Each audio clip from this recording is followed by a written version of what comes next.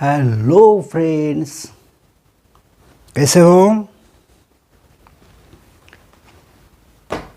Magnetism unit का magnetism topic, ये magnetism topic में एक छोटा सा कंसेप्ट अपन आज यहाँ पे डिस्कस करेंगे, and which is nothing but what, magnetic induction due to a bar magnet. In this concept, we have to discuss two cases. That is magnetic induction due to a bar magnet along the axis of bar magnet, and magnetic induction due to a bar magnet along the equator of bar magnet. यानी bar magnet के axis के along magnetic induction का formula और bar magnet के equator के along magnetic induction का formula. तो axis किसे बोलते हैं, इक्वेटर किसे बोलते हैं, ये अपन डिस्कस कर चुके थे, बराबर है ना बच्चों. तो अगर ये एक्सिस के ऊपर कहीं पे भी पॉइंट है, कहीं पे भी पॉइंट है, तो वहाँ पे मैग्नेटिक इंडक्शन फाइंड करने का फॉर्मूला आपको ध्यान में रखना है. और कुछ चीज़ें बीच बीच में जो मैं आपको बताऊंगा that are important for solving the MCQs. ठीक है, पहली बात तो क्लियर है यहाँ पे कि मैग्नेटिक इंडक्शन का direction away from the north pole. क्या ध्यान में रखोगे आप? अवे फ्रॉम नॉर्थ पोल, या तो ऐसा ध्यान में रखोगे towards the south pole. Magnetic field induction का डायरेक्शन एक तो बोलना अवे फ्रॉम एन पोल यानी नॉर्थ पोल, या तो बोलना टूवर्ड्स द साउथ पोल. ठीक है, अब ये बार मैग्नेट अपन ने कंसीडर किया, इसका ये नॉर्थ पोल है. नॉर्थ पोल का पोल स्ट्रेंथ होता है plus small M, south pole का पोल स्ट्रेंथ होता है माइनस स्मॉल एम. ठीक है, बार मैग्नेट का लेंथ है 2L. तो ये सेंटर लिया O, तो O से N तक, O से S तक डिस्टेंस सेम रहेगा और वो स्मॉल l रहेगा. Now we have to consider here one point P along the axis of this bar magnet which is at a distance small r from the center. Centre से small r distance पे P point consider किया bar magnet के axis के ऊपर. So at point P there are two magnetic field inductions. P point पे दो magnetic field inductions रहेंगे बच्चों. कौन से दो मैग्नेटिक फील्ड इंडक्शंस रहेंगे एट पॉइंट P? एक B1, एक रहेगा B1 due to north pole, दूसरा B2 due to south pole. अब B1 का डायरेक्शन क्या रहेगा बच्चों? अवे फ्रॉम नॉर्थ पोल, यानी ये डायग्राम में देखा तो राइट हैंड साइड, और B2 साउथ पोल की वजह से, तो B2 का डायरेक्शन किधर रहेगा? Towards the south pole along the axis, यानी ये डायग्राम में left hand side. Is it clear बच्चों? ठीक है, ये इंपॉर्टेंट बात. दूसरी बात, कोई भी पोल की वजह से, कोई भी पोल की वजह से अगर आपको मैग्नेटिक फील्ड इंडक्शन फाइंड करना है तो आपको ये बेसिक फॉर्मूला ध्यान में रखना होगा. Mu not upon 4 pi constant, वो पोल का पोल स्ट्रेंथ अपॉन वो पॉइंट का distance from that pole, distance of that point from that pole. अब देखो, नॉर्थ पोल की वजह से पोल स्ट्रेंथ प्लस एम, और नॉर्थ पोल से पी पॉइंट का डिस्टेंस बच्चों N P the whole square, ये तो कांस्टेंट है. तो फिर एन पी कितना आएगा बच्चों? देखो, ये पूरा डिस्टेंस OP है स्मॉल r, है ना, अपने को एन पी फाइंड करना है, ये है स्मॉल l, तो r में से l माइनस करो, ये r में से ये l माइनस करो, जो बचा हो N P, r minus L the whole square. तो ये भी फॉर्मूला इंपॉर्टेंट है, इसे भी अच्छे से ध्यान में रखना MCQs के लिए. अब जब अपन साउथ पोल लेंगे तो पोल स्ट्रेंथ माइनस एम, अब डिस्टेंस क्या आएगा बच्चों? SP. तो देखो, P से O तक R, O से S तक L, तो क्या आया? R plus L the whole square. अब एक निगेटिव में आया, एक पॉजिटिव में आया, इसका मतलब directions are opposite, directions are opposite.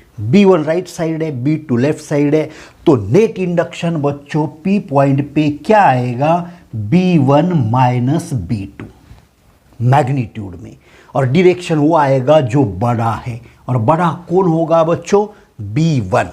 B1 बड़ा क्यों होगा, क्योंकि उसका डिनोमिनेटर छोटा है। ठीक है, साइन सिर्फ डिरेक्शन बताता है, ठीक है, ध्यान में रखना। तो रिजल्टेंट यानी नेट इंडक्शन का डिरेक्शन B1 के जैसे रहेगा, यानी away from north pole along the axis, along the axis. ठीक है ना बच्चों, तो नेट इंडक्शन आता है μ0/4π 2m/r³। अब इसके बीच वाले जो स्टेप्स है that are not important, derivation अपन डिस्कस नहीं करेंगे अपने कॉम्पिटिटिव एग्जाम के लिए। अब along the equator, magnetic field induction due to a bar magnet along its equator. तो देखो ये बार मैग्नेट कंसीडर किया बच्चों, ये उसका साउथ पोल, ये उसका नॉर्थ पोल, ये एक्सिस, ये लेंथ 2l, तो सेंटर से LL हो गया। ठीक है, अब ये इक्वेटर, इक्वेटर पे पॉइंट लिया P, this point P is at a distance small r from the centre. ये स्मॉल r डिस्टेंस बच्चों कहाँ से है, सेंटर से है डिस्टेंस स्मॉल r। ठीक है, अब ये P पॉइंट को नॉर्थ पोल से कनेक्ट कर दिया, P पॉइंट को नॉर्थ पोल से कनेक्ट कर दिया, P पॉइंट को साउथ पोल से कनेक्ट कर दिया, तो यहाँ पे एंगल सेम बनेगा। ठीक है ना बच्चों, क्योंकि आइसोस्केलस ट्रायंगल बनेगा SNP। ठीक है, तो SP डिस्टेंस और NP डिस्टेंस इक्वल बनेगा, NP is equals to SP, you have to remember this. ठीक है, अब ये P पॉइंट पे नॉर्थ पोल की वजह से इंडक्शन कैसे रहेगा, नॉर्थ पोल की वजह से इंडक्शन P पॉइंट पे कैसे रहेगा, अवे फ्रॉम नॉर्थ पोल, यानी ये डायरेक्शन, इसे अपन B1 बोले। और साउथ पोल की वजह से P पॉइंट पे इंडक्शन का डायरेक्शन ये रहेगा, इसे अपन क्या बोलेंगे बच्चों, B2। फिर B1 को अपन रिजॉल्व करते दो कंपोनेंट में, ये भी एंगल थीटा बनेगा बच्चों अकॉर्डिंग टू ज्योमेट्री। देखो इन्हें अल्टरनेट एंगल्स बोलते हैं, इन्हें करस्पॉन्डिंग एंगल्स बोलते हैं।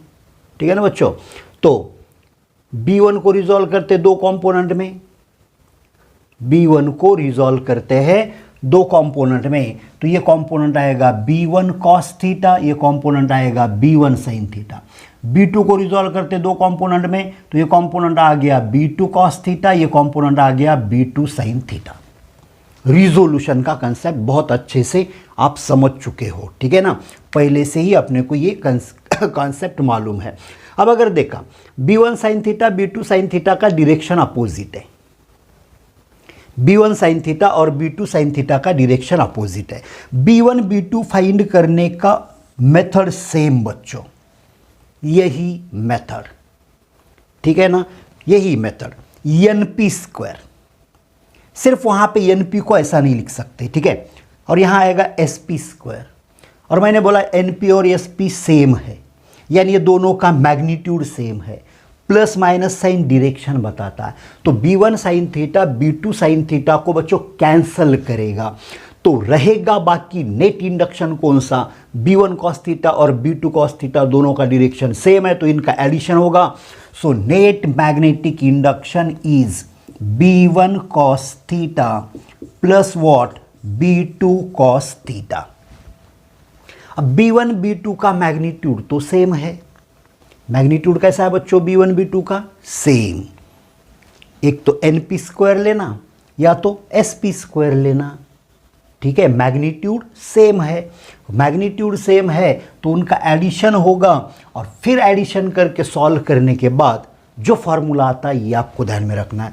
You have to remember only this formula, आपको सिर्फ ये फार्मूला ध्यान में रखना होगा बच्चों, बाकी बीच वाले स्टेप्स आपको ध्यान में रखने की ज़रूरत नहीं है। तो अलोंग द एक्सिस और along the equator of bar magnet के ये जो दो फार्मूले हैं, ये दो फार्मूले आपको अच्छे से ध्यान में रखने पड़ेंगे बच्चों, ठीक है ना बेटा। अब अपन एक कॉन्सेप्ट यहाँ पे डिस्कस करेंगे जो मैं आपको लास्ट लेक्चर में बोल दिया था, मैग्नेटिज्म का ओरिजिन है an atom, that is electrons which revolving in an atom. So the orbit of electron in which electrons revolve around the nucleus is equivalent to the current loop. बार बार मैं आपको ये बताते जा रहा हूं कि जब इलेक्ट्रॉन्स रिवॉल्व होते हैं अराउंड द न्यूक्लियस, ये न्यूक्लियस है और समझो ये इलेक्ट्रॉन का ऑर्बिट है और ये इलेक्ट्रॉन ऐसे रिवॉल्व हो रहा इन विच डायरेक्शन बेटा, इन एंटी क्लॉकवाइज डायरेक्शन। कौन सा डायरेक्शन है यहाँ पे? Anti clockwise direction. और समझो ये इलेक्ट्रॉन का रेडियस है स्मॉल आर, ये इलेक्ट्रॉन है यहाँ पे और ये इलेक्ट्रॉन के मोशन का डायरेक्शन है एंटी क्लॉकवाइज डायरेक्शन। अब ये इलेक्ट्रॉन अगर यहाँ पे रिवॉल्व हो रहा,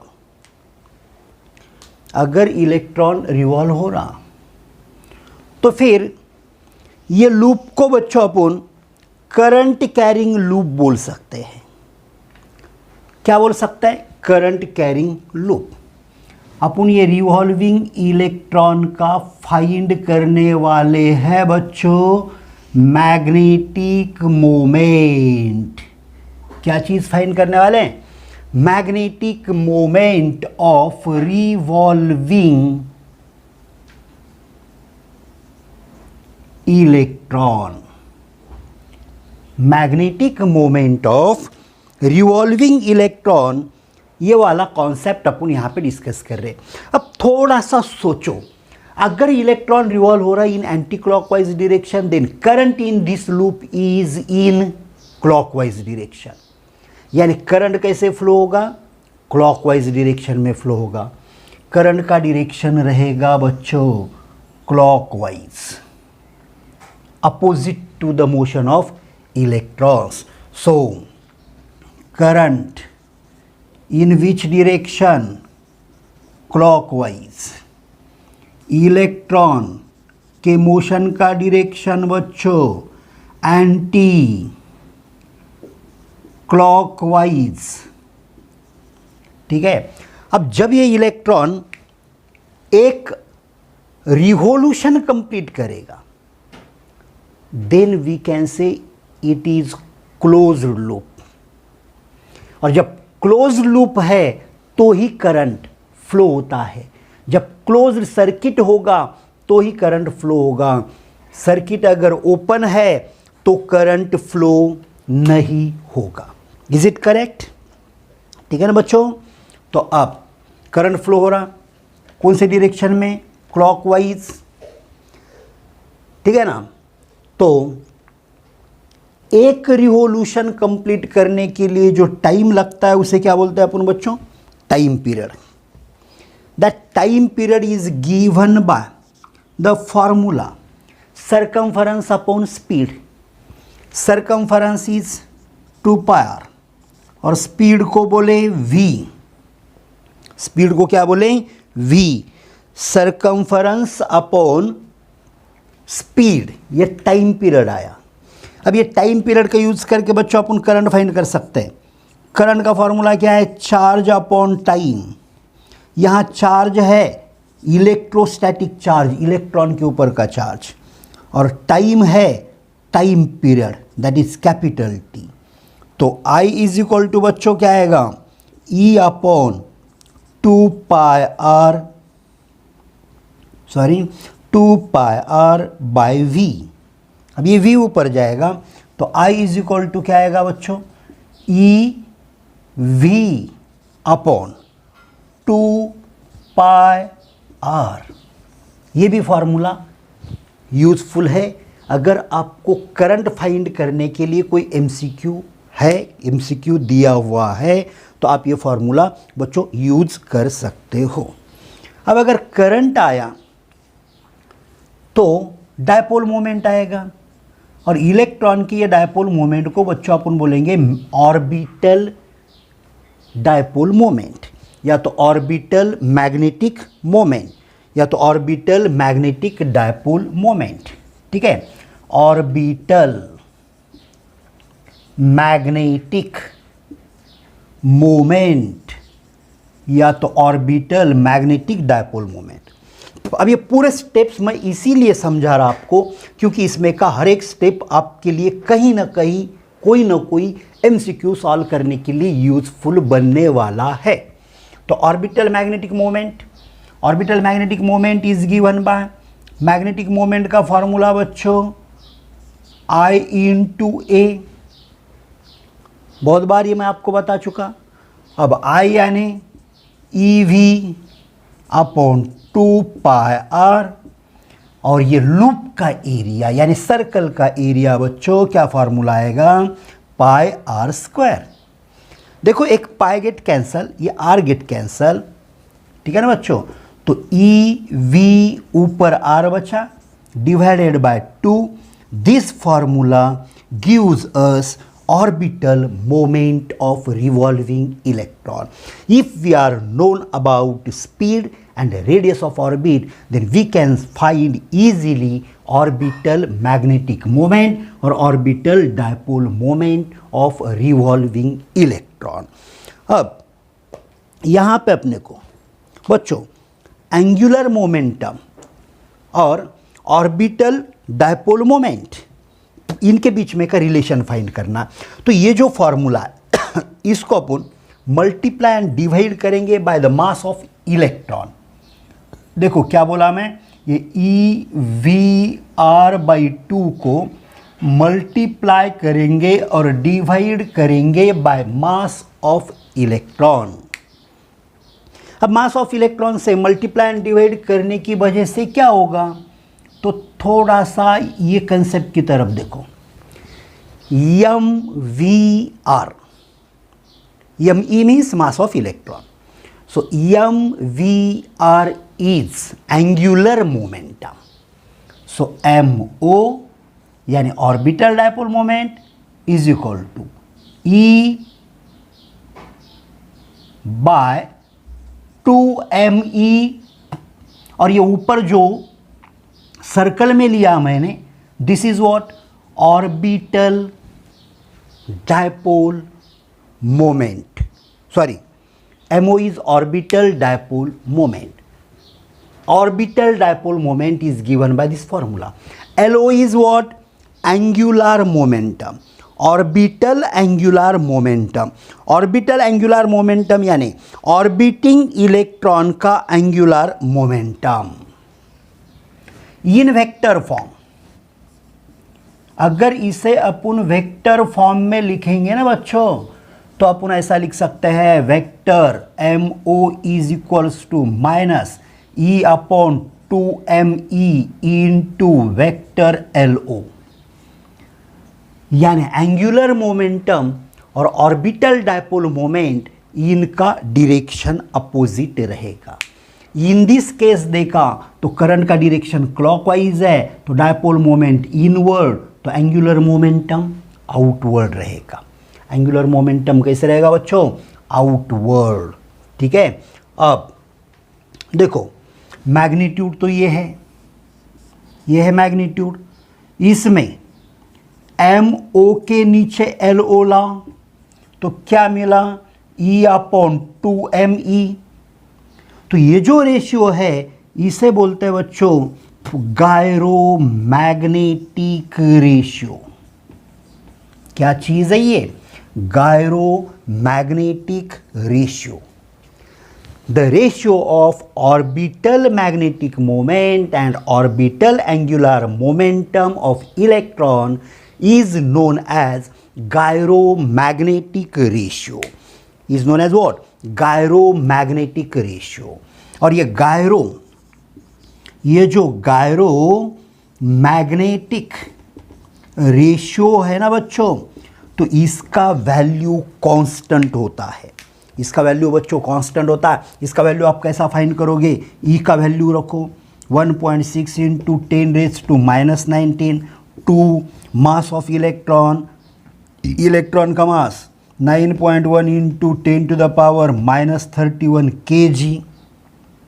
तो ये कैलकुलेशन करने के बाद बच्चों आंसर आता है अप्रॉक्सीमेटली 8.8 इंटू 10⁻10। ई यानी कूलम, यम यानी kilogram. This is the SI unit. Coulomb per KG is the SI unit of gyromagnetic ratio. भले ही वो रेशियो हो मगर सेम क्वांटिटी का नहीं है, इसीलिए उसको यूनिट आया। अगर रेशियो सेम क्वांटिटीज का होता तो यूनिट नहीं आता।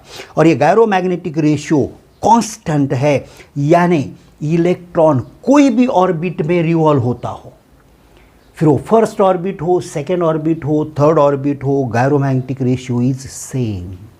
अगर आपसे पूछा गया, आपको बोला गया, समझो सिंपल तरीके का एक आधा एमसीक्यू है बच्चों एमसीक्यू कभी कभी सिर्फ लॉजिक से सॉल्व किए जाते हैं, सिर्फ logic.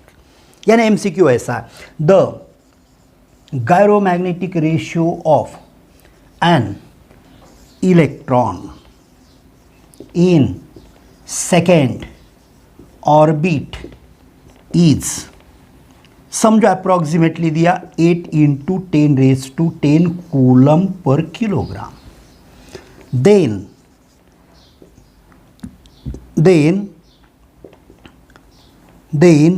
gyromagnetic ratio of same electron when it is in fourth orbit is। तो ऑप्शन में ऐसा ऑप्शन है 4 इंटू 10⁻10, ठीक है ना बच्चों।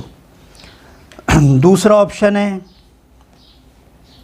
ये समझो 2 है, फिर है 4 इंटू 10⁻10 kg। फिर तीसरा ऑप्शन है बच्चों, तीसरा ऑप्शन है समझो 8 इंटू 10⁻10 कूलम पर केजी। चौथा ऑप्शन है 16 इंटू 10⁻10 कूलम पर केजी। तो बच्चों जब अपने ध्यान में ये पॉइंट है जो मैं लास्ट बता चुका आपको कि इलेक्ट्रॉन कोई भी ऑर्बिट में हो, गायरोमैग्नेटिक रेशियो कांस्टेंट रहेगा। अगर ये बात अपन ने ध्यान में रखा हुआ है तो अपना 100% थर्ड ऑप्शन करेक्ट आएगा। मगर ये बात ध्यान में नहीं है तो 100% थर्ड ऑप्शन आपका करेक्ट कभी भी नहीं आएगा। क्योंकि आप सोचोगे कि सेकेंड ऑर्बिट में इतना है तो फोर्थ ऑर्बिट में इतना नहीं होगा। अब कुछ लोग सोचेंगे कम होगा क्योंकि दूर इलेक्ट्रॉन है, कम होगा तो वो क्या करेंगे, बोले सेकेंड का डबल 4 हुआ तो 8 का हाफ 4 होगा, है ना। ऑर्बिट का नंबर डबल हुआ तो गायरोमैग्नेटिक रेशियो हाफ होगा, डिक्रीज हो रहा ना तो 4 आएगा, है ना। कुछ लोग ये 4 से ही इसको डिवाइड करेंगे तो पहला ऑप्शन आएगा। कुछ लोग सोचेंगे डबल हुआ तो गायरोमैग्नेटिक रेशियो भी डबल होगा तो चौथा ऑप्शन करेक्ट करेंगे। पर तीसरा कोई करेक्ट तब नहीं करेगा जब उन्होंने ये पॉइंट मेरा ध्यान में नहीं रखा। कौन सा, gyromagnetic ratio is constant for any electron in any orbit, any electron in any orbit. So you must remember this. तो बच्चों आज का लेक्चर अपन यहीं पे रुकते हैं, मिलते हैं फिर नेक्स्ट लेक्चर में। ओके।